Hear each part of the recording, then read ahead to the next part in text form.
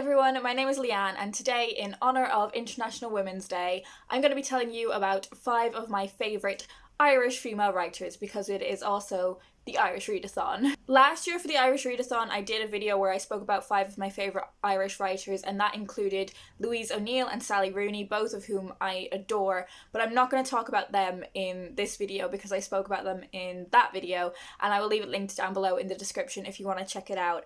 I will also leave a link to the International Women's Day Readathon information because I am also participating in that today. And for all of the writers I mentioned, I will leave a couple of their books linked down below in the description as well if you want to find out more about them. But without further ado, let's get into the writers. So the first author I want to talk about is Anne Enright. I read The Gathering when I was 19. I was in my first year of university and I absolutely loved it. It just completely blew me away. And I read 2 of her books since. I've read The Green Road and The Forgotten Waltz. And what I really love about her books is that plot isn't really the focus. The focus is really on people. It's character driven and it's about exploring ideas, and often these ideas are very linked to Irishness. Linked is potentially the wrong word. I would say they're grounded in Irishness. It's about exploring quite universal ideas but with that Irish perspective to them. Her books look at trauma and how trauma can pass through generations of a family, strained relationships, looking at violence, looking at economic fluctuation in Ireland, looking at the economic boom and bust, and the profound impact that had on so many Irish individuals and families. What I really love about her books is that they depict an Ireland that I recognise, as opposed to a stereotypical rolling green hills countryside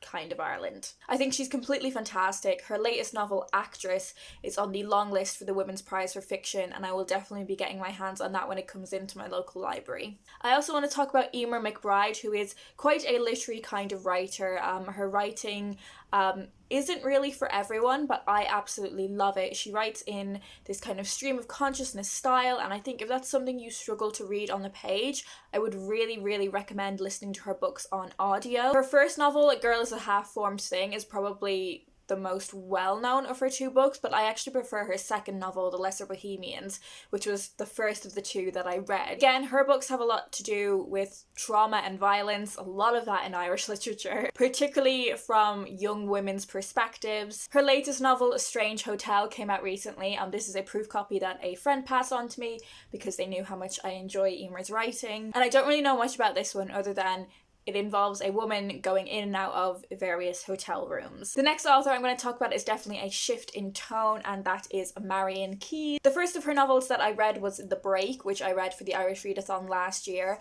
and I have only just finished, as in finished this morning, Grown Ups, which is her latest novel. It took me a really long time to read Marian Keyes because I think I had this internalized misogynistic thing against contemporary women's fiction, and I just didn't think Marian Keyes was for me. Whereas now I realise Marian Keyes and all of the topics that she deals with in all of the books that I've read from her so far is exactly what I want. From what I've read so far, her books are about contemporary women's issues, again with a particularly Irish slant, but also looking at universal themes, looking at these women's relationships with themselves and their body image, with their familial relationships, with their romantic and sexual relationships, with their careers. In her books, she depicts a lot of different kinds of women and a lot of generations of women, and while the plot is often focused on a select group of individuals, she also uses their experiences to depict wider political issues, particularly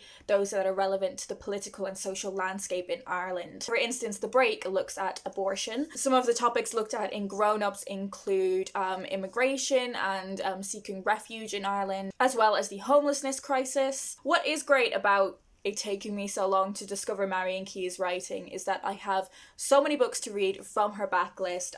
There are 14 books listed at the back of this, but I think there are even more than that. The next one on my list is The Woman Who Stole My Life. The next author I want to talk about is Emma Donoghue. The only one of her books I have here with me is The Lottery's More or Less, which is one of her middle grade books. But she's probably best known for her novel Room, which I read a few years ago, and it's one of the few books that has given me a proper, visceral, physical reaction of feeling tense when I was reading it. This is another author who I haven't read that much from yet, but everything I have read I have loved, and I love that she has this fantastic backlist that I'm going to be able to delve into. She has a lot of historical fiction in The Wonder and Frog Music, her latest novel Akin. Today I'm going to start listening to the audiobook of Kissing the Witch, and that is a collection of fairy tale retellings, I believe.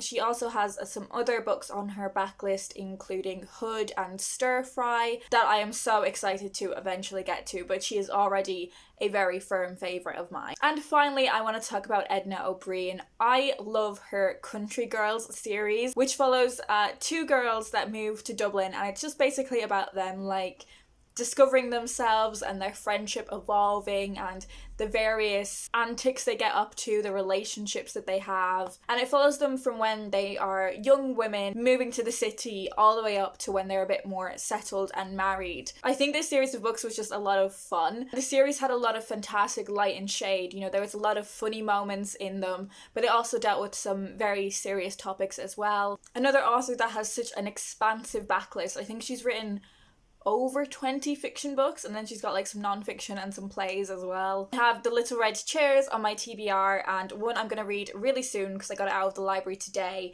is Girl, and this is her latest novel that was also longlisted for the Women's Prize for Fiction. So they are all the authors I want to talk to you guys about today. I hope you are having a fantastic International Women's Day, celebrating all of the amazing women in your life. Leave me a comment down below and let me know what you're reading today, who your favourite female writer is, whether they are Irish or not. That's all from me today. I hope you guys are doing well, and I will talk to you in my next video.